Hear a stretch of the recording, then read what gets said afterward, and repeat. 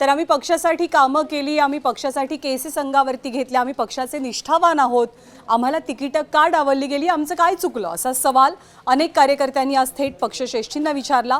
आणि एकीकडे छत्रपती संभाजीनगरमध्ये हा सगळा ड्रामा रंगलेला असताना, ही नाराजी उफाळून आलेली असताना दुसरीकडे एक मोठी राजकीय घडामोड घडली, ती म्हणजे शिवसेना आणि भाजप या दोघांची युती बिनसली, ही दोघांची युती फिसकटली।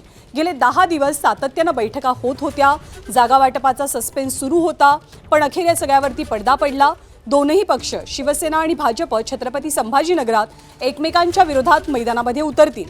भाजपचा हट्ट आणि अहंकार यामुळे युती होऊ शकली नाही असा थेट आरोप संजय शिरसाटांनी केला, तर भाजपनं मात्र शिवसेनेतल्या अंतर्गत गटबाजीमुळे ही युती होऊ न शकल्याचा आरोप केलाय।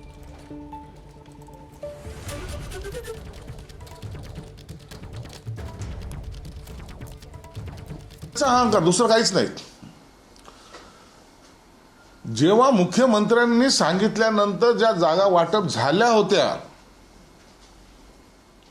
त्या जागेवर सुद्धा सकाळी त्यांनी तिढा निर्माण करणं, याचा अर्थ असा होतो की त्यांना जाणून बुजून युतीमध्ये कुठंतरी ती तुटलीच कशी पाहिजे या पद्धतीने त्याने केलेलं आहे। आम्ही 37 सीट त्यांना देतो म्हणून म्हटलं होतं, त्या 37 सीटची यादी आम्ही त्यांना पाठवली।